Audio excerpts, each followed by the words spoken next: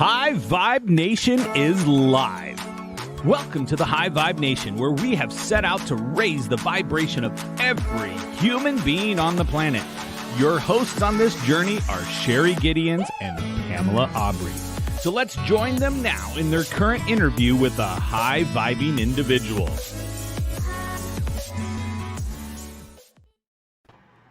Hello and welcome to the High Vibe Nation, a revolution of love. It's time to raise your vibration and live your highest life now. I'm your host, Sherry Gideons, and this is my co-host, Pamela Aubrey. Welcome, everyone. We are so happy to have you with us this evening, and also to have our very special guest, Adam Urbanski, known worldwide as the Millionaire Marketing Mentor. He is the go-to guy for successful service professionals and entrepreneurs who want to better monetize their unique brilliance and find their fastest path to cash. Using his Revenue RevUp method, Adam's clients often make more in just 12 weeks than what they have earned in the previous 12 months combined. We are so excited to have him here tonight to share some of his strategies with us. So welcome, Adam. Welcome. Thanks for having me. And listen, the High Vibe Nation, I figured, what can I do to make a splash and increase the vibe from the very get-go? So how about we bring some color into this? How about that? Woo! I love it. I totally did. That's a cool little magic trick. There we go. I totally didn't realize I was in black and white until you put me off screen. I'm like, wait a second, something is not right here. So let's make this right. Hey, I'm excited to be here. Looking forward to this. And well, we've got two Gemini and a Sagittarius. So buckle up. It's going to be a good time. Yeah, it is. So as you know, on this show, we love to talk about being high vibe. So if you would, please tell us what it means to you to be high vibe. Man, I have no idea. What does it mean to me to be high vibe? You know, I think the biggest thing kind of over the years, what I've learned, and even conversations I had over this weekend and just earlier today, even our short intro, just kind of behind the scenes before we went live, I think for me it's just tuning into who I really am and expressing it without putting barriers or limitations on myself. Which, by the way, is not an easy thing personally for me to do because I tend to be more of a private person.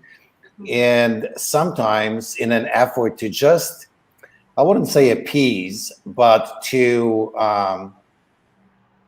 just sort of almost like get ahead farther, I would put I would modify my behavior just not to get in trouble. And, you know, I had a conversation about this with someone over the weekend, that when I first actually came to the United States, I had so little in terms of like possessions and resources, and so much at stakes. Failure was literally not an option. So I needed to learn, sometimes we just can't afford, you know, it's sort of like when you're starting a career, when you're starting one, you really need to like follow all the rules exactly, right? And you're trying to fit into some other people's world. And then when you finally figure out how to play the game, you start establishing your own rules. It's sort of like watching a brand new speaker go on stage in a three-piece suit and really kind of 3 steps to the left, 3 steps to the right. And then you watch Gary Vee go on stage, and here he is in his World Cup torn t-shirt and jeans, throwing F-bombs every second word, right? He obviously doesn't follow the convention. He doesn't have to anymore. He doesn't limit himself.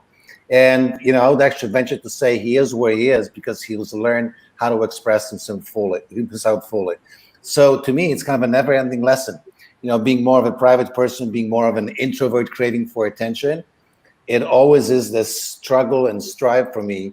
How do I actually fully express who I am without limiting myself? And at the same time, how do I do it in a way that respects the recipients? Love that. Love that so much. And I can relate on so many levels with that because I came from an industry that required perfectionism, you know, the pro bodybuilding and fitness industry. And so a lot of the thoughts that I had were around trying to meet up to other people's ideas of who I needed to be and the opinions of, you know, not being too over the top or being told I was too over the top. And so, you know, fast forward to where I am now in my life. I'm 55 years old, and I'm kind of like in that middle ground of approaching 60. But, I'm not caught up in the belief that, I'm limited by age either. What I really can say about the wisdom of being at this age is that I'm fully alive, is that I'm fully ready to be myself, and that I'm strong enough in myself to say, this is who I am, and I'm going to allow myself to be fully me. And whoever comes into my circle, my inner circle, you know what? They're going to have to accept that about me, but I'm okay. I'm not here to convince anybody of what's right or wrong for them. I'm being the real me. And so I love what you just fully shared. So start us out, Abbott. I mean, I read a lot about you, and I just find that, you coming here to the United States, share that little bit of a story with us, because I think it's so fascinating. And then tell us how you got started and how you became the Millionaire Marketing Mentor. Man, I'll try to give you a Reader's Digest on this because it could be a long story. And, so again, before we went live, we talked about stories, right? Every single person has one. And what's so amazing that we are always fascinated by someone else's story. So, as I share with you mine, I think it's really important, like for every single person listening to this, that if you don't tell your own story at all, or if you don't tell it enough, don't tell it enough. Number one, start telling it, and number two, start telling it louder and more often.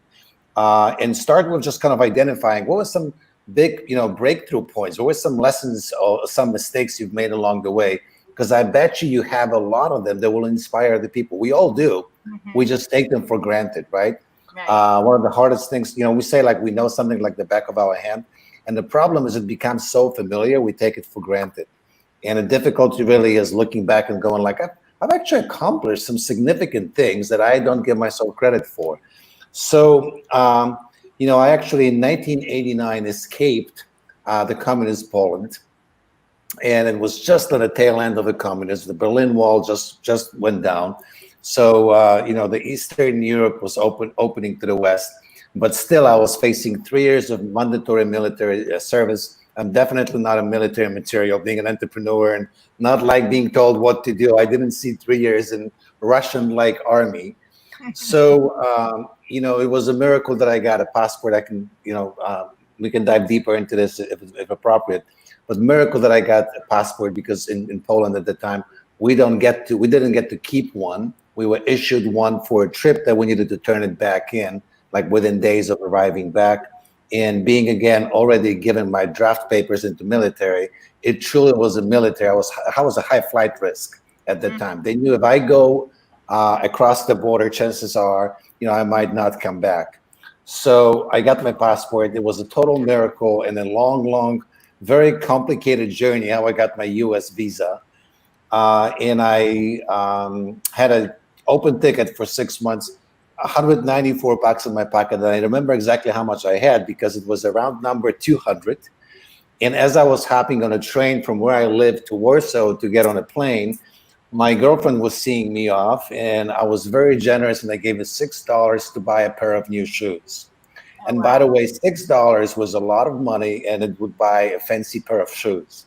Now, I didn't realize that, I needed to hold on to my $200 because it wasn't a lot. It seemed like a fortune. But my first night in the United States, I went to a convenience store, kind of like a 7-Eleven key store, whatever it was called back then in New York. And I bought a six-pack. What does a Polak buy on the first day in New York? A six-pack of Coca-Cola and a loaf of bread. And I paid with, I got some change back, but I literally paid $20. Oh, and wow. I kind of thought to myself, man, I'm to this day, I'm convinced I got screwed. Yeah. Of course probably, you did. Probably. But I'm, back to my hotel room and I'm thinking, wait a second, a little bit of Coca-Cola and a little bit of bread. That's not, and I just paid $20. My money won't take me very far over here. I'm pretty much screwed. Right. Now, I had a failed experience of trying to immigrate from Poland previously, and I knew that the minute I get scared, I'll walk back to the airport if that's what it takes, and I'll use my return ticket to fly back. So I sat there on the edge of my bed, probably for like a good 2 hours, in the middle of the night, 2, 3 o'clock in the morning, staring at the ticket, and eventually I ripped it up. I was like, there is no way back. I've got to make this work. So at this point, I pretty much burned all the bridges and there was no going back. I'll fast forward, skip all the details in here, but I was a high school graduate, didn't speak English except I could say, excuse me, how do you do, and do you have the time? And if someone actually answered, I had no idea what they were saying back to me. And I was fortunate enough with some work, good mentorship, and a lot of lucky breaks along the way. You know, in the first 10 years in the United States, I built my first 7-figure business in the restaurant industry. I built a small chain of coffee shops and bagel shops and sold them in 2000, and then transitioned into coaching and consulting.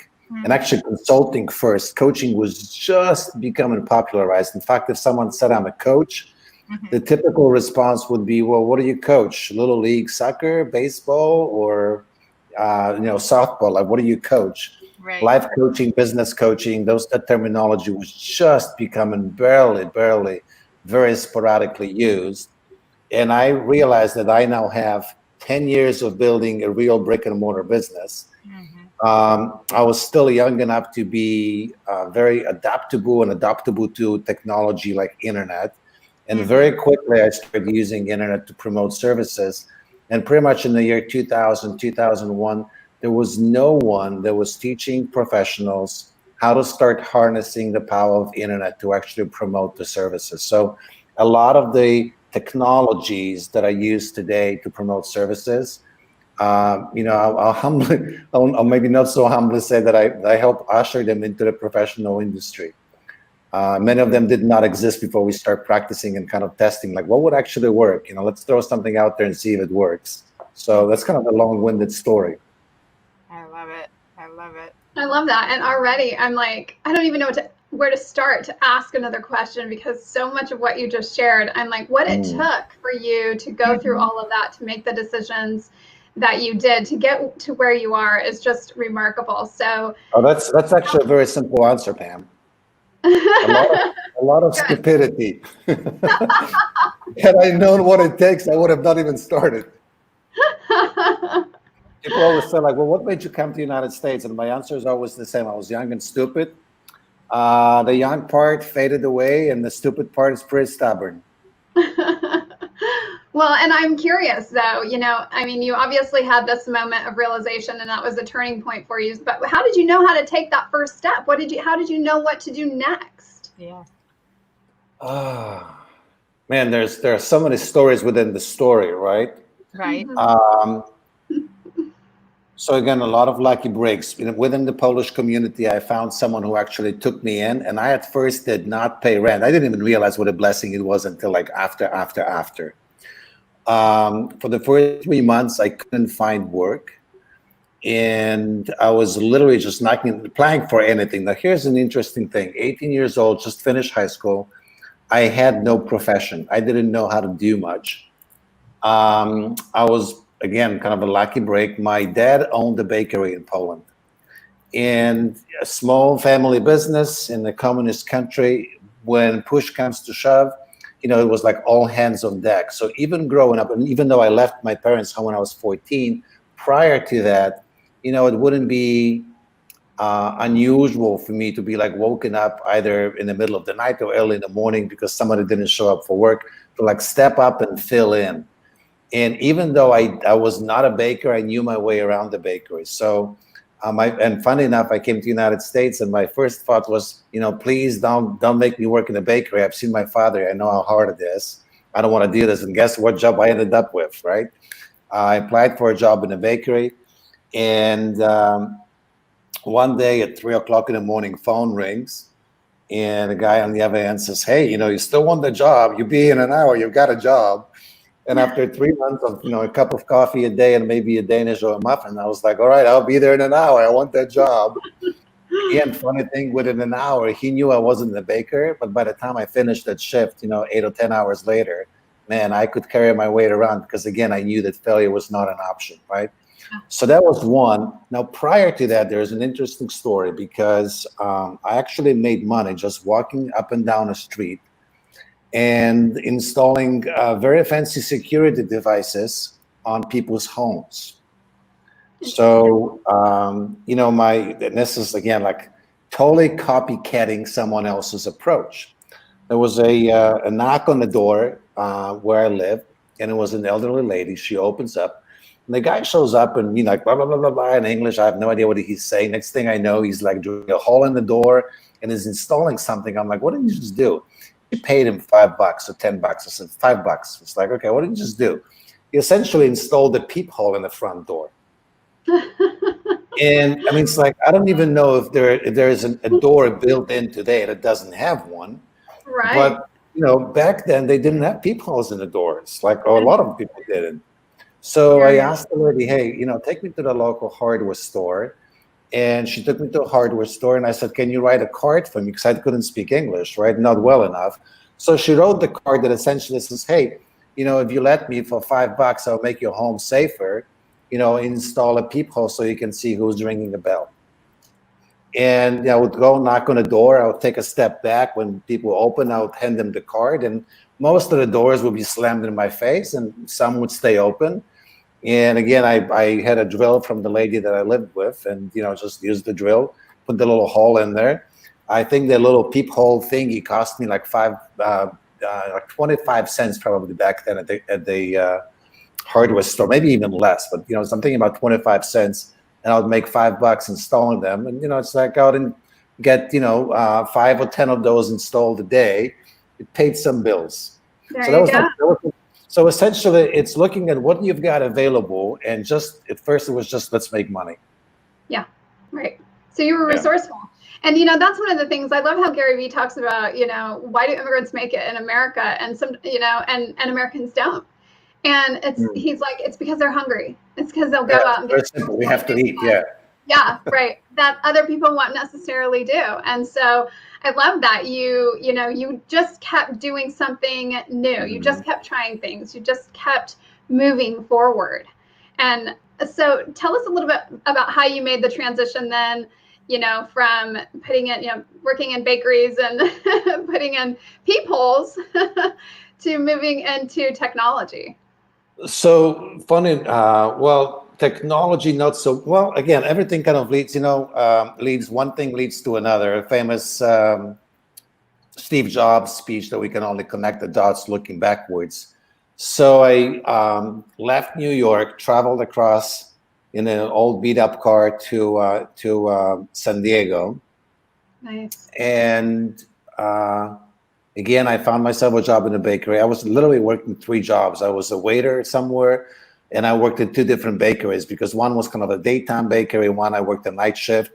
And I still signed up for classes. I went to school and took some English classes, and I took a course out of everything in typewriting. Now, this is 1991. Right. You guys go into school, actually learn how to use typewriters. I didn't, right? And I'm thinking, well, maybe I'll just get a job maybe I will not always work in the bakery. Maybe I'll get a job in the office. It might come handy to learn how to type, right? I didn't even see the computer thing on the horizon coming up, but definitely typing came in handy with that. So although I've never used the typewriter ever since I took those classes, everything else from that point on went on the computer. Right. So out of those jobs, I saw an ad that was for a restaurant manager / bakery manager in San Clemente. So this is like halfway between, for those of you familiar with Southern California, about halfway point between San Diego and Los Angeles. Quite a little surfer town, not much happening. I don't even know where it is. I'm like looking on the map. Now remember back then, printed maps, there is no Google map, there is no phone. You could just open up and look it up. So I'm looking up and I'm looking at my roommate going like, hey, there's this opportunity there. I think I'm going to call and go for an interview. It's like, hey, your car even won't make it that far up the freeway, right? So there's the encouraging voice from the roommate. And I'm like, it will make it all right. It will make it all right. So, I drive up there for an interview. And I learned later that I actually outperformed 40 plus different candidates for the job. It was a new bagel shop / bakery that was being opened. It was still like 3 or 4 months away from being open. Funny enough, I had no idea what bagels were. No idea. So once not relevant at all, right? You don't need to know what those are to get a job as a baker for bagels. So once they told me I'm hired, I promptly started doing research. Who is baking bagels in San Diego? And back then there was a 12 locations bakery called Baltimore Bagels. I think they actually still exist in San Diego. Mm-hmm. So check the language. I hired myself as a night shift production manager for bagels. So I could learn how to make bagels, of course, right? Of course. So anyway, so that was the first restaurant in San Clemente. I worked there for about 4 or 5 years, and another opportunity came along with another company that already had multiple locations, and they were doing somewhat okay. Some locations were struggling, and they were looking for someone who could figure out how to actually take it under control. So I switched to that company, and because they were growing and I was pretty good at saving money, essentially every year I kind of look, well, do I buy a home or do I buy a chunk of a company? They were looking for investors to grow. So every year I bought a chunk of a company, and 3.5 years later, I bought out my partners and just owned it flat out. Wow. I love that. I love that a lot. And, it's so funny too, because there's been so many different businesses, and I like to call it parts of myself that I've worked on around I was in the health club business for a lot of years and learning how to market that. And then when we shifted into the internet and learning how to bring in more leads, because obviously leads are key to creating that membership base in order to keep that cycle of gym memberships accruing within, in that particular organization. And then obviously very, very much like yourself, pivoted to coaching, success coaching, life coaching, all of that. And now where we're at, a lot of it is that I like to call it that bright, shiny object syndrome. And there's so much information out there on the internet. And that's what I find so fascinating about you, is one of the things that you're really saying about what you're doing right now from all that experience is that we can stand on your shoulders and that you're going to help us get there, or people in general are going to help us get there a lot quicker, because ultimately a lot of our goal is to have fulfillment, and greater wealth comes with fulfillment. So why don't you start us out with what you're doing right now around the millionaire marketing side that is helping people to get past that shiny object syndrome and to really focus on what they really want. I want to probably start with a couple of unusual 2 or 3 different lessons that I just got an idea for as you were sharing this. Okay. So, if you look behind me right there, action, implementation is fundamental, information is supplemental. So when I look back at my story, when I eventually discovered like what worked for me, and when I analyzed what worked along the ways, once I started coaching and mentoring for my clients, is actually focusing on getting stuff done, right? When you think about the first person that, built something, even like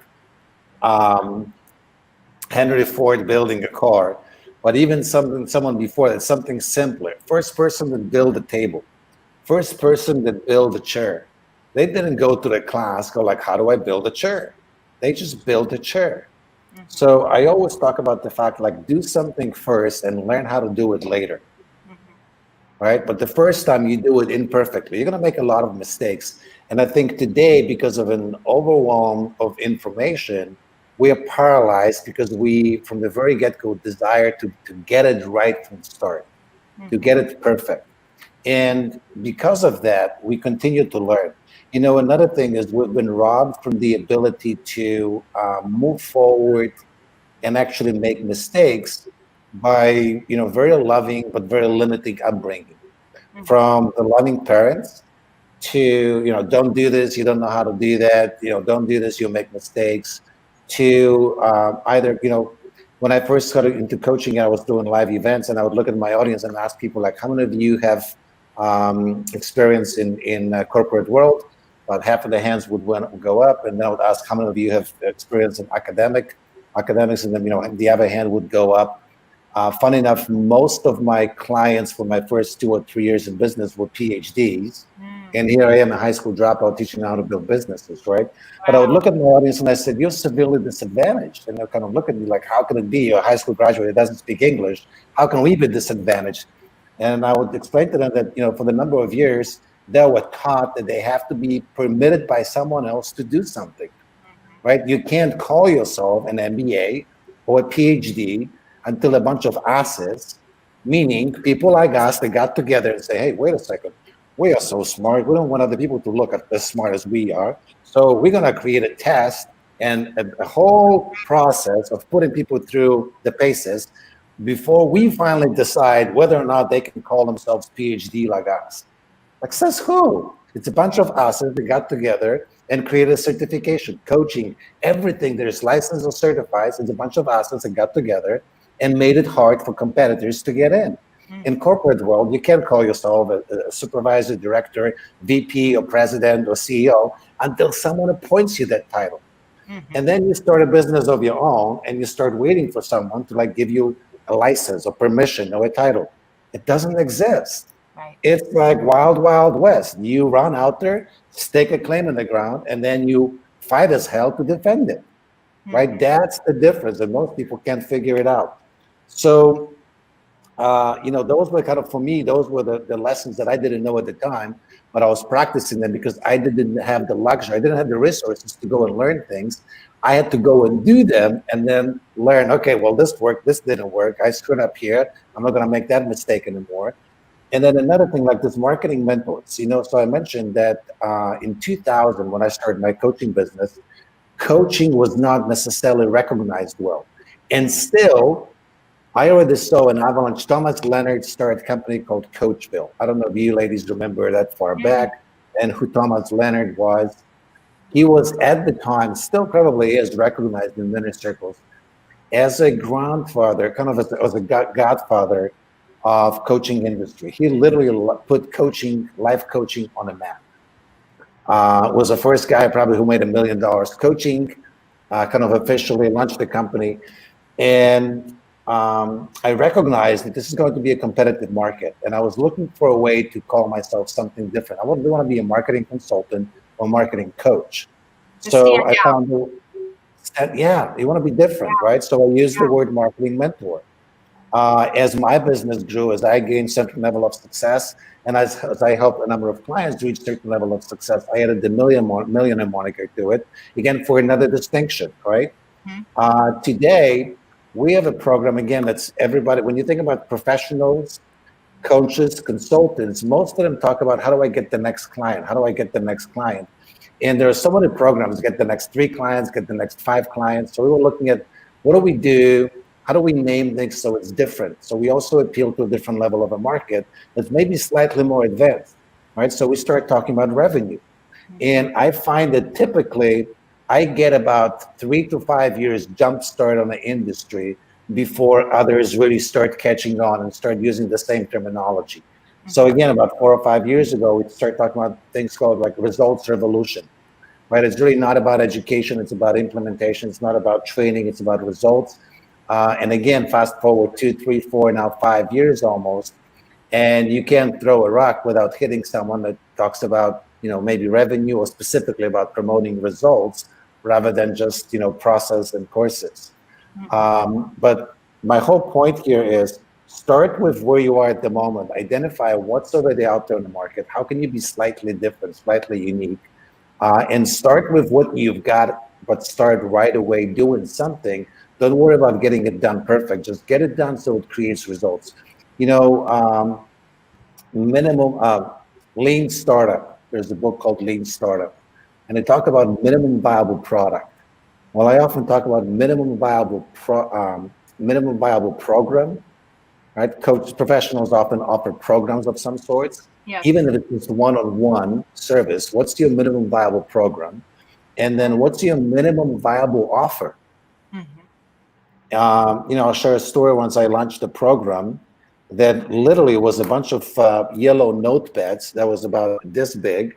Translated. It was just, I gathered every note that I possibly had, put them in the pile. I'm like, there must be a program in there somewhere, right? And then I put one page on the top and wrote down a handful of words. And I'm like, that's going to be my program. And I taught a teleseminar. Back then, there were teleseminars. Yep. 60 minutes later, I was $330,000 richer, not having a program in place. Wow. There was nothing in place except for the message. And my idea was like, I don't need to put together a program until it sells. Yes. Again, most people do it in reverse. They go out there, put a bunch of materials together, put fancy websites together, spend a bunch of money, and then they go like, let's figure out if it sells. Again, maybe because of my background, not having resources, needing to eat, needing to feed the family that I started along the way. I was like, I don't have time for all of this. I need to bring in cash. Mm-hmm. And then once I have the cash, I'll produce what I sold. Mm-hmm. Now Mm-hmm. it is risky. And I certainly have made it, a number of mistakes along the way, but those would be like the biggest lessons. Start with what you've got, be unique as much as you can. And one of the biggest things for me is always make money first, build business second, or sell first and create later. Mm-hmm. Mm-hmm. I love that. I mean, I think there's so many people right now that, have been in a 9-to-5 that are now in a situation where it's like, okay, well, I'm not doing that anymore, and where do I want to go from here? Yeah. And, maybe thinking about how do I even start to do something like this? Like, so just knowing that you don't have to have a program immediately up front. You don't even really have to have a business. For a lot of people, I mean, that's kind of like, wait, what? Like, how does that work? And so, to those people who are, maybe they've got a skill or maybe they feel like they have something that they can share with others, where do they start? What advice would you give them? Perfect. So I'll actually give you like a three-pronged approach that you must have in place to make this work. There are only three things you really need. And once you learn this and you look at any business, you realize that every business is built the same way. Now, some add lots of layers of bureaucracy and complexity, but at the end of the rope, at the bottom of every business, it's always the same thing. It's a market or an audience or a problem. A market or an audience that has some sort of issue or a problem, right? Mm-hmm. Then you have the actual solution to that problem. And how money is made is by connecting the two. So now the beautiful thing is that if you are willing to sell your expertise, if you're willing to sell your service, you can, chances are you can identify that you have something, you have solved the problem for yourself, for someone else, right? And we all know people that were obese and became fitness models, right? They were on a deathbed and cured themselves. They were financially broke and became billionaires. It's like, what did they do? They had a problem and they fixed it. And then they went like, wait a second. There's a, I wanted to use a cuss word, but, billions of other people that have the same word. I mean, the same problem. Yeah. So all you got to do is connect them, right? So if you're willing to put in time and effort and energy and actually sell your own expertise and effort, you and your know-how becomes a solution, right? So that is just like learning how to connect the two. And the beautiful thing about it is that you essentially, like that thing, the 6 inches between your ears, your expertise, if properly analyzed and harnessed, becomes your legal money-making machine, right? So that's the only three things you need. You need to have something to sell, you need to know how to sell it, and you need to have someone to sell it to, right? So let's start with something to sell, because that's what trips most people up. So I'll show you this. This is another kind of a unconventional, uncommon common sense. Lots of people, how do I start with this? There's a lot of conversations about imposter syndrome, right? And when I first started my business, I heard a lot about this. Like there are books that are going like decades back, and there are always conversations how people don't have the confidence to do something. And I always wonder, it's like, where is this coming from? Like I didn't have time to think about my confidence. I just needed to go out there and make sales. I needed to eat. So, when you're hungry, you don't think like, well, I'm not confident enough to operate yet. It's like you just go out there and do it. Yeah. And I was thinking, where does this come from? And then I often talk about, hear advice like, well, it's called posturing yourself. You got to posture a certain way, right? And the more you've got to develop like this image out there. And the more I started studying this, the more I realized this is a completely wrong approach that trips people up. Because if you posture, it means you pretend that you are something or someone you are not, right? That's going to trip you up. It definitely is going to rob your confidence, because every step of the way you'll be thinking, what if I get discovered? Now, for me, I have an extremely low sense of self-worth. Like, thank you to my loving parents and being brought up a Catholic. I always feel I'm not good enough to be loved for just who I am, right? Hence my desire to not necessarily share a lot of information about myself. And I think a lot of people have enough of that going on. And then on the top of that, you try to pretend you are something or someone you are not. Man, you're really asking for a lot of trouble, right? So there is this experience, or there is this expression that says, "Oh, they really are talking the talk. I mean, walking the talk," right? And I hate that. I hate that, because that means that someone has been flapping the lips, yapping, and saying things, but they actually haven't done it. And eventually they do it, and now everybody goes like, "Oh, look, they're doing it now." Like, that's totally backwards. So for me, it's like, look at what you have done, figure out what you did, how you did it, and then go and talk about it. So for me, the advice is talk your walk. You've walked a certain path, you've solved certain problems. Now identify a bunch of people who want to take the same journey and go guide them along the journey, right? So look at, how do you do this? Look at things. People will ask you, how did you do that? Right? If you have more than one person a day ask you, how did you do that? Then you need to start scratching your head and go like, wait a second, how did I do that? Because again, we start taking it for granted, right? We go like, oh, that thing, that's nothing. No, wait a second. It's nothing to you because you've done it once, twice, 3 times, a dozen times. Someone else has never done this, and they kind of look at you like you're some sort of God. Yeah. Right? So start identifying how you do that. Start paying attention when people come to you and ask you for advice on certain things. Because again, chances are they're seeing you as someone who is ahead of them in that area of life. What are they asking you for advice about? Chances are you're good at this. Again, chances are you're taking it for granted. So here's another big lesson. Often people come and say, well, oh, that thing, I can't charge a lot of money for it because it's like, oh, it's easy. No. It's easy to you. For others, or to others, this is black magic. Right? They can't figure it out. So another big lesson is that which comes to you the easiest, we should be compensated for the most. That which comes to you, you take it totally for granted, go like, I would do this for free. No, you should charge people an insane amount of money for doing that, because it comes to you so easily. It's child's play. To them, it's magic. It's labor, it's effort, it's hard, and they would rather have you do it for them. We'll show them how to do it quickly and easily, right? So I'll give you an example why it matters to sell things, to structure things in such a way that you talk about your walk. You literally document, don't create, document. It's a big difference, right? So someone comes along and brings sales materials, and they want to teach companies how to build 7-figure this and 7-figure that, and they have a hard time selling the programs. And I look at them and I'm like, well, have you ever built a 7-figure business? Well, no. But I'm like, well, so, why aren't you, so what's holding you back from getting clients? Well, I'm not confident on this, the typical story. I'm like, well, what have you done that you could talk about your success story? What have you done that if someone asks you a question about it, you can be half asleep and still walk them through it? And they go like, well, I built this opt-in page for myself and it did pretty good.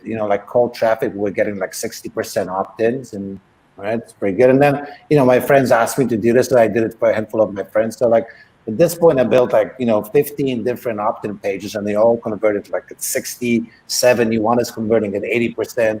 I'm like, are you freaking serious? This is your genius, right? So why can't you sell this to companies? How to make more money out of the existing traffic by capture more of your visitors and turn them into subscribers and eventually clients. Like, that's your gold mine. Don't spew the bullshit about I'll teach you how to build a 7-figure business. You've never made more than $57,000 a year, right? So here's what happens: they put out this page, they put out this offer to help people harness more of a traffic into subscribers and actually cash them into turn them into buyers. And all of a sudden, they start making sales, right? So now they have client 101, and they actually do it for someone. And the next thing is they take a group program and they kind of do it, instead of do it with for someone, they do it with a group of people. And then they actually take all this experience and craft a course on how to actually do it effectively. And by the way, to me, is actually how professionals should structure the growth. First, do it with people one-on-one, because you actually need to figure out whether or not it works.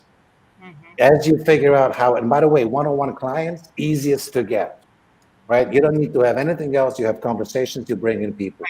Once you gain some momentum, you also start running out of capacity to take on more clients. So you start taking clients as groups, right? And once you figure, now you have a group one-to-many approach, you leverage yourself, your income probably goes through the roof at this point. You're making a lot of impact. You're probably generating pretty good revenue. And you're also learning how to do what you did one-on-one, but how to impact a number of people equally effectively. And only once you figure that out, you truly, in my world, have permission to start creating courses. Now, most people today do it in reverse. They read a book, they go to a seminar, go like, oh my God, I know how to do this. Let me teach a course. Have you actually made it work for yourself? Well, no, but I can make money selling a course. Wrong. That's how teachers get a bad name. You can't do, then you teach. So let me stop here and have you ladies maybe course correct and chime in. But that would be kind of the first step, crafting an offer. Yeah, the thing that speaks to me with everything that you've just shared is it kind of takes me back to, the beginning stages as a personal trainer. And I was first working in that one-on-one capacity. I was sharing my knowledge, but at the same time, I always was led to groups because I was a seeker, I was a questioner. I always wanted to know how to get, from that end result. I wanted to work backwards. And so I would literally work with people. They'd show me what to do. So when you're speaking about working in these groups and they're showing you what to do, you're doing it together. Do you know that I always got faster, quicker, easier, more powerful results from working that way than ever trying to learn to do it on my own? Yeah. No, I agree with you. And, it's like, so working with people in groups is actually a far superior method. So if there are coaches, consultants listening to us going like, well, I could never do what I do, one-on-one in a group. I'll disagree with that. And I used to think the same way. So definitely working in a group of one-to-many approach, one-to-many methodology is superior to one-on-one. The problem is if someone does not have enough momentum, again, they're going to start running into confidence issues. And here it is, building a business is a game of energy management. Sales is a game of energy transference, right? Confidence is energy. And in a process of selling, usually your potential client will come with lower energy, meaning they're scared, they have a problem, they are hesitant, they're jaded. You have the high vibe nation. Hello, right? You need to show up with your high vibe. And if your confidence is in the toilet, you're not going to show up to a sales call vibrating at high level and elevating your potential client to the same level so they can make a decision. All right. This is how people end up with bad clients, because they're manipulating low energy through fear and scarcity to say, yes, that doesn't work. Not at a high level, not long term. Sure. Right? So look what happens. One-on-one, if you want to start a group, one of the biggest questions is like, how do I build a group? Well, you build a group. Well, where do I get 10 clients from? Well, if you don't know where to get 10 clients from, then you probably shouldn't start a group yet. Right? Instead, start with clients one-on-one. Maybe charge a little bit more for access to you, But what will happen is like you get your first 5, 6, 7 clients. And by the way, that does not have to take long. It doesn't have to take a year. It may take you a week or two, right? If you really that effective and if you do something that's popular. And now what happens is more people come to you and go like, I can't take you on as a client anymore. So the natural thing that happens is you need to start a group. So you actually have a real, honest story. Like, I would love to help you one-on-one. I just can't anymore. And there is more demand. So what do? Well, I open another way of working with me, right? And now I can support a few clients at the same time. It's a little different structure, but it's going to be just as effective, if not better, right? Now you have a true story. And again, more people come to you. And what happens is you run out of capacity. You can't teach your program anymore. Technology. Simply apply black magic. What's happening in there? Have that black glossy shine again. Wow. So is being hijacked. Magic. From gray to hey. I'm never going back. Wow. I'm never going back. How weird is that? That's what people say once they go to group programs. I'm never going back to coaching one-on-one. Yeah. Yeah. But anyway, so let me stop here. I was just thinking for people who are, it's okay, for people who are kind of just, wholly brand new to this idea of doing anything online even. I love this because it's like, it doesn't have to be as complicated as it might seem. There's so many people out there and everybody's saying different things. And so, Joe. That's the ultimate hacker in the audience. Weird. And so I just kind of want to emphasize that part of this, what you're talking about is getting past the fear, getting past the overwhelm, getting past there's this big thing out there, and just kind of breaking it down, right? And making it something that can be doable in smaller steps. Mm-hmm. Yeah. So Pam, here's something interesting that you brought up. I always get triggered by this because let me ask you this. Have you ever heard of someone doing business on the radio? I mean, you hear ads on the radio, not quite the same as doing business. Yeah. Have you ever heard of someone doing business on TV? Same thing. Have you ever heard someone doing business on a newspaper? Same thing. All right. So we don't necessarily, like someone says, how do I do business on the internet? You don't, right? We still do business by dealing human to human. Mm-hmm. The advantage that we now have that's kind of unprecedented and growing, first internet, then now all the social media sites, is that we have unprecedented access to other human beings. Right. Right. So essentially, internet is just it's a communication platform. It's a medium, just like newspaper, radio, or TV. So the business is, what problem are you solving for whom? Internet is just an expedited way of connecting with those people. Mm-hmm. But if you don't know what problem you're solving for whom, then all the tactics and technologies, like how do I build a list and fancy website and funnels, it's useless. Mm-hmm. Mm-hmm. Yeah, and so much of it too, though, applies to, look at us. We're having an interview with you here on our show, and the problems we're solving are people who are seeking the information that you're supplying, which is to create, more clients, more clientele, to maybe produce more money in a faster, easier way, because we have access globally to human beings worldwide.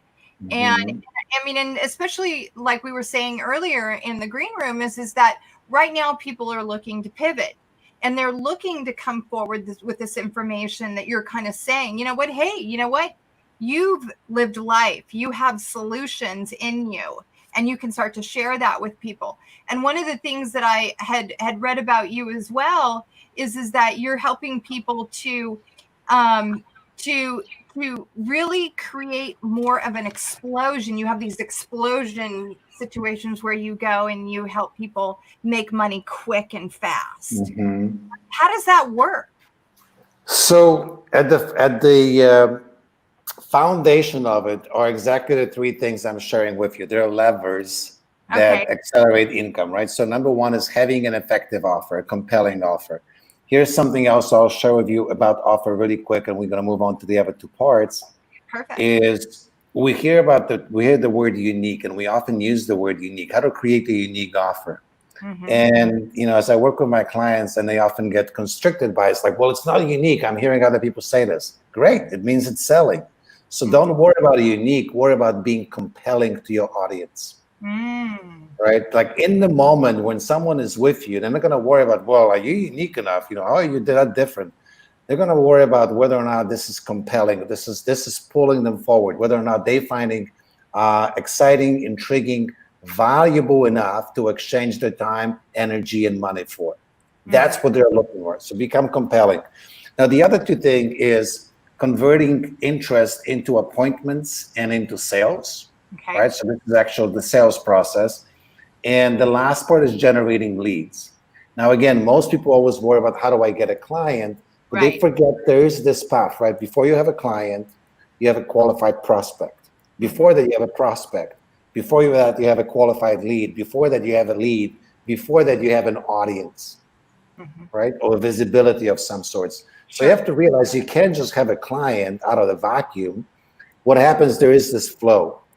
And by the way, if I give you a never-ending pipeline of interest and highly qualified prospects, and you can't convert them to clients, that traffic won't do you any good. So that's why it's always like, what do you sell to whom?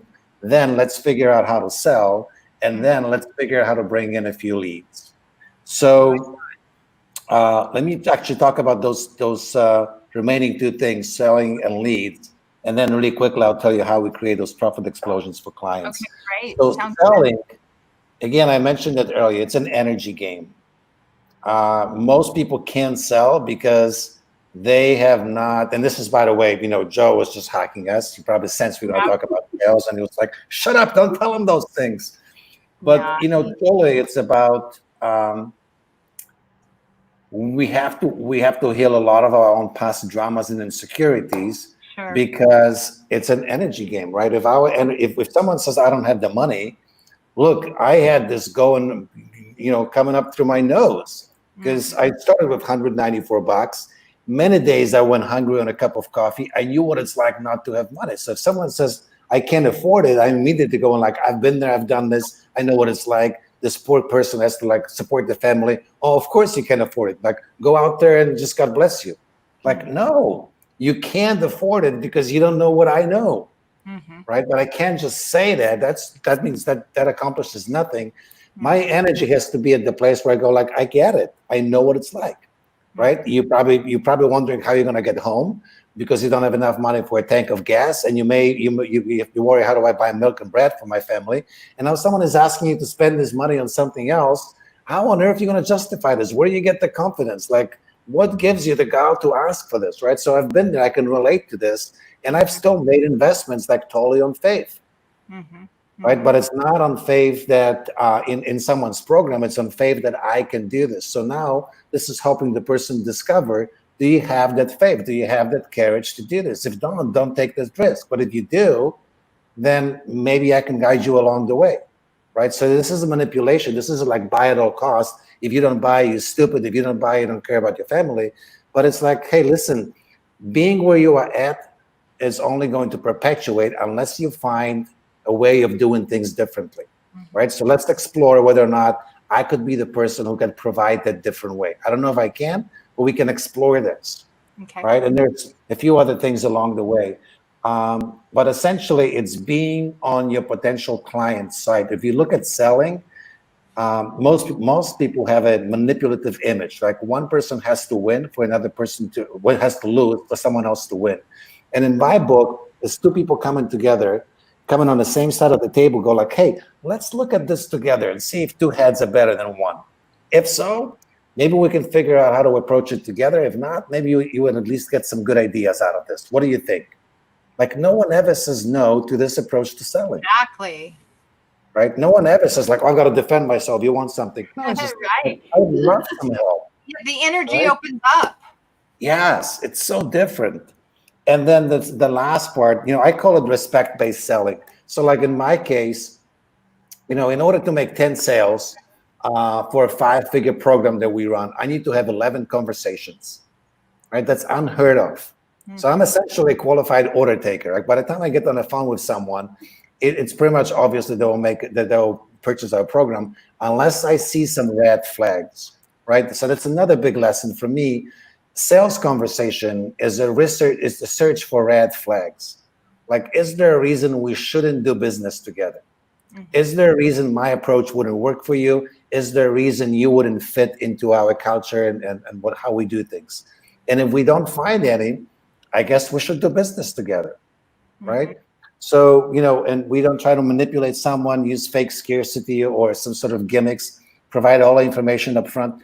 Look, if you trust your potential clients like idiots before they become clients, what kind of relationship are you starting with them? Like, trust them like capable, smart human beings, right? The last thing is this lead generation, really quick. I truly believe that every single person like watching, listening to this right now has anywhere from $50,000 to $250,000 on the low end to as much as $2.5 million uncollected revenue that they could generate from just first and second hand connections that they have right now. Meaning, if you look through a list of people that you associate with right now, your hairdresser, your barber, your pastor, right? Your past colleagues from different programs that you attended, work that you've done. If you reach out to those people, they either could become your immediate clients, or they could refer you to clients that could easily generate you anyway between $50,000 to $2.5 million over the next 3 to 12 months. And for that, you don't need funnels, you don't need fancy websites, you don't need sales letters. You just need to become a human being connecting with other human beings. Just have conversations. And I love that. question, yeah. I that goes back to your first point too, that at the heart, we're doing business with people. Yeah. So, and look at all the people that you have a big client base with too. Like, I have a big client base of like data that I have their phone numbers, their addresses, their emails, all that stuff. And then going back and even asking, make me think of sending emails and asking for referrals in a certain way. Yeah. I always say this to my clients, like, if you don't ask how you can get more clients, ask yourself how you can be of more service or of more value to more people faster. And when you ask that question, you're going to immediately open up floodgates of how to bring in more people to you that actually could become clients. Right? Yeah. So profit explosions, look, it's essentially for me slowing down to speed up. When we take client on board, we ask, okay, when actually, every single person watching this can identify for themselves. If you look at your day, how much of your time goes into, offer creating is once. Like, once you create an offer, you have this offer. You don't reinvent the wheel, right? So let's say you spend a day or two brainstorming, analyzing, kind of drafting your compelling offer. Now, beyond that, your activities need to go into generating attention and interest and attention, right?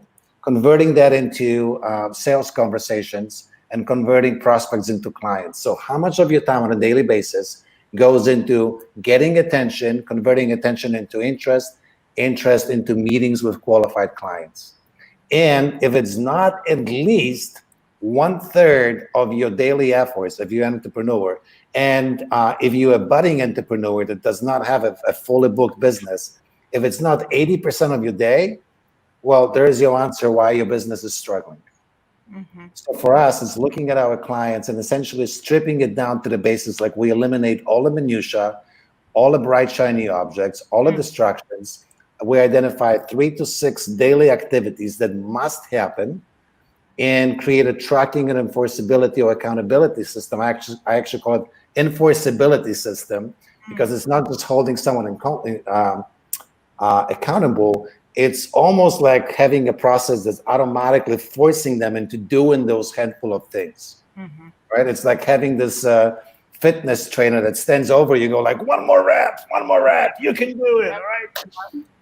And if you do your reps on every single day, then your results are inevitable. They may not happen within the next day or 2 or 3, but you'll do this for the week or 2 or 3 weeks, and within a month, you just start noticing that magic is happening that's almost unexplainable, and it's simply momentum kicking in. And it sounds like too, like you're building that momentum by helping them to identify with building that muscle in their body and stuff like that. I mean, my question is for someone like us who's a coach, and at the same time we have coaching programs. So let's say we've developed the coaching programs, but now we're deciding to go your way, where we're basically putting information out there and giving value. How would you say to start creating a sales opportunity with them from doing it that way? Like, we're virtually online talking right now, and we want to build momentum around getting clients. That's just so cool. So look, everybody will be slightly different, right? So let's just start with someone who's got absolutely zero momentum, right? Okay. Like, they look at, I do most of my business over the last 4.5 years. Came through organic Facebook. I mean, we're talking about millions of dollars. If I tally up the business we've helped our clients generate over the last 4.5, 5 years, it's probably way over $100 million, right? And 90% of it is organic. And remember, most of my clients are small businesses. They come to us having made $50,000 the prior year. So this is literally a ton of money, in a lift in additional profit. So let's say someone comes to us and has zero momentum, like they use the Facebook profile just for like keeping up with a few friends and family. They can't make a post making an offer. It will not work. Right. But they can immediately start hanging out in groups where the potential clients could be hanging out, and they could be friending people that look like potential clients. And they could start having conversations. And as they friend people, they could start teaching, either making posts or doing short educational videos, just showing up, turning the camera on the phone on and going like, hey, let me show you, Joe here, he's just getting started, right? He's trying to make a career in sales. I don't know what he's thinking. I don't know if he's any good at it, but just kidding, Joe. Love you, and he's awesome at it, right? But, I don't know if he does it or not. I know Joe is like Mr. Connector. He connected us together. Yes, but literally just showing up like with a camera going like, yo, you're trying to close sales today in this environment. Here's what you must pay attention to. Let me give you 3 tips to build deeper rapport and, get people to trust you and to make decisions faster, right? There we go. Number 1, number 2, number 3. There's your 3-minute video that goes out there. You will stumble, you will mumble, you will be horrible. Your first video you make will be the worst you've ever made. Congratulations, you got over that hurdle, right? Here's hurdle number 2, your second worst video, which will be your second video you will make, and on and on and on. And as people start engaging with you, you start messaging them and just like, hey, I appreciate you connecting with my video. What would you like about it, right? And simply ask, look, I'm in the process where I am looking to take on a few new clients. Do you know someone that could use these kinds of solutions? Right? And you'll be amazed that people would often say like, well, actually, I'll be interested, right? Or they might connect you with someone. So yes, it's a little bit of eating some humble pie. You've got to ask. I had a client that came to me, was making $3,000 as a consultant a month. And he said, if you just help me get to $15,000 a month, I'll be like so happy. And within less than 12 weeks, he brought in over $100,000 in consulting revenue. And I went back and I asked him, okay, so what worked the best for you in this entire process? And he said, look, I listened to what you told me, and it was hard because I had to kind of like, quote unquote, humble or lower myself. But I went to a bunch of my friends and I said, look, I really want to get my consulting practice growing faster. I'm looking for these kinds of clients. Is there someone you could send my way? Can you think of some people? Right? And they would ask me some questions. And as I told them what I do, every single person that I reached out to be a referral center, every single one of them said, well, actually, I would like to hire you for the next few months. And, he wasn't planning on it, but that's just how it turned out, right? Because he knew what his offer was. So that's number 1. If you have momentum, so let's say we have this conversation, I could literally do something like this. I could go to my profile right now, and I say, hey, I just spoke to those 2 ladies, and they asked me for a simple 3-step way to get leads quickly. I would love to hook you up with this info. If you want it, let me know. Just comment, give me the info. Right? So I've got enough potential clients. The chances are when I make this post, I will get a bunch of hands going up like, I would like that info. I would like that info. I would like that info. That's the simplest, it's almost like paid ad, but it's organic. Now you will not get thousands of people, but you will literally get, maybe a handful, maybe a few dozens. Right? And again, what do? You message them and you go like, here's the info I promised you. By the way, why was that interesting to you? Why did you request that? What kind of goals are you trying to accomplish right now? And again, we won't get into details, but essentially you try to get into a conversation as quickly as you can. And again, it depends on where you are in your business. Like in my case, I don't want to talk to everyone. I want to talk to very specific people. But if you're just getting started, talk to everyone. You're going to learn a lot. Right? Don't talk to every single person that even remotely resembles like you could help them.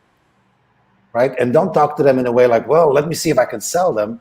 Talk to them in a way like, hey, what are you really looking for? What are you really struggling? What solutions have you tried before? What solutions are you looking for? What are you finding hard to solve? What would work for you? If you had a magic wand, what would a solution look like?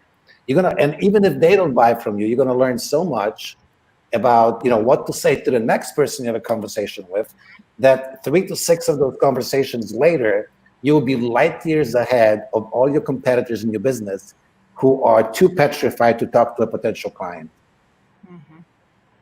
I think that's so perfect because anyone can do it. Anyone can make a video and just try it. And they don't even, the first time doesn't even have to be an offer, right? I mean, it's just like they could just go on there and message people and ask, what did you love about the video? It's so simple. And get that ball rolling. Exactly. It doesn't, that's actually, I love that you highlighted this, Pam.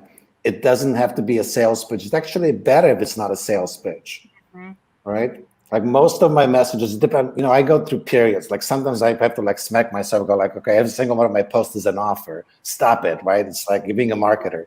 But it's like you get in the mode and you got to remind yourself.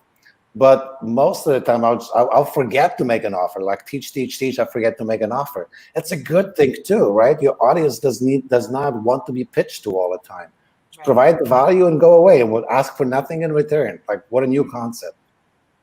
Right. And they like seeing that part of you too. They like experiencing that part of you that comes forward as a giver. And it probably touches their heart. And that's what draws them even deeper more into what you're sharing and, what you're creating. Well, gosh, this has been an amazing conversation. We've been just fully, I mean, I could go on and on with the questions. But, there's so many different creative aspects that Pam and I are looking to do, even with this show, with the High Vibe Nation, and how to monetize it and take it to even into a movement, outside of, what we're doing as coaches and that sort of thing as well. So share with our audience how they can get a hold of you. I literally have everything ready from your website down to your email, your Facebook, your Instagram, everything. Tell us, speak it, because my email, as you have experienced, I'm not an email person. Like my team takes over the email. Not an email person. So here's the fascinating thing. 7-figure business. You can go to the marketingmentors.com. As of the time of recording this, my website has not been touched in probably about 3.5 years. It's a total disaster. So here's a guy who does business online as a disaster for the website. We don't use website to bring in business anymore, right? The best place to connect with me is actually my Facebook profile, right? Which is easy to find just from following this interview. Or go to fastestpathtocash.club. Fastestpathtocash.club. That's going to take you to a Facebook group. So if you're doing it on a phone, it may give you to like log into your Facebook or something like this. Or look up Fastest Path to Cash inside Facebook, and it's going to take you to that community. We do ask 3 questions, and this isn't an IQ test. It's just we want to be certain that we bring in the right people into our community. All right. So just please answer the question. Nothing really embarrassing or penetrating, but it is kind of a barrier to entry. That's our opt-in box. We don't even ask you for an email. And then we have your Instagram. I'm going to post that. Cool. And that's Adam Urbanski. And then we also have your Twitter. All your names. You got everything. I do. I at Adam Urbanski, and I also have your LinkedIn. All right. I was on LinkedIn today, and then I was on LinkedIn in December. So I think we've now hit all the generations, and we've hit the professionals and people who don't like LinkedIn. And so these are all the older platforms, right? And the funny thing is, when I was again slightly younger, when all this social media was coming online, I would be at least smart to go and reserve my name as a handle. Well, now I've got like all the TikToks and all of that coming online. I don't even. It's like, yeah. I think I'm aging myself slightly. Hey, that's okay. Remember, age is an attitude. So it's all about being, literally having fun, playing, and, connecting to that greater, grander joy inside.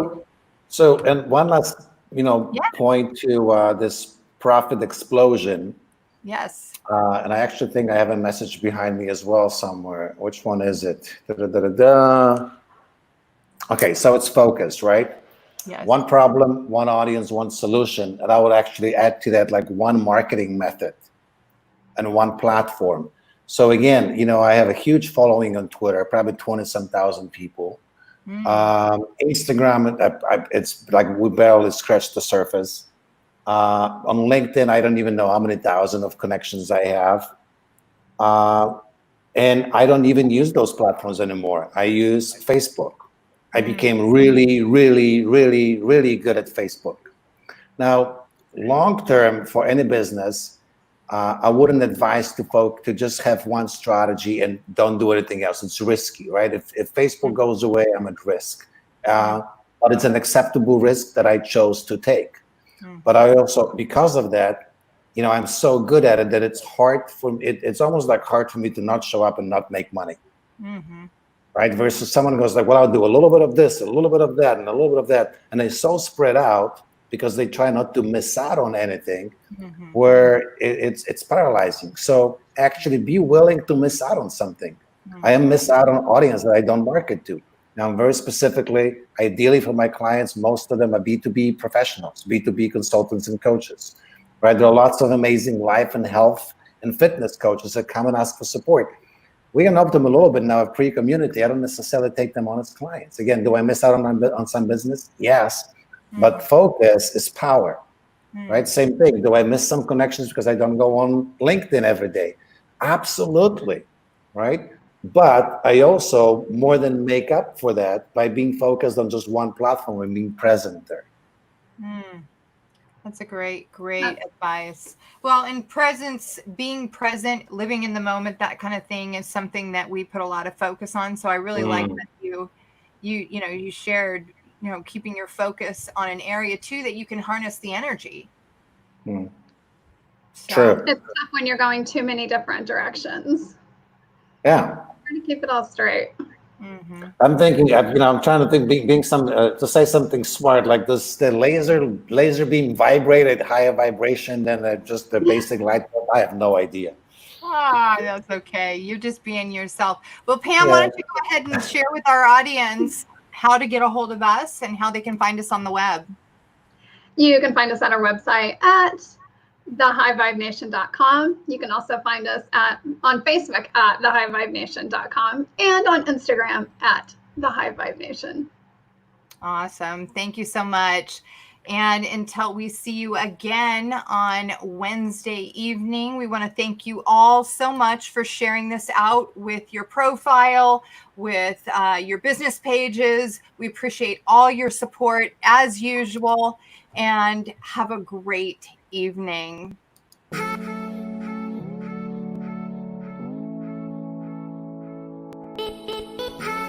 From everybody here at the High Vibe Nation, we want to say thank you for choosing to raise your vibration.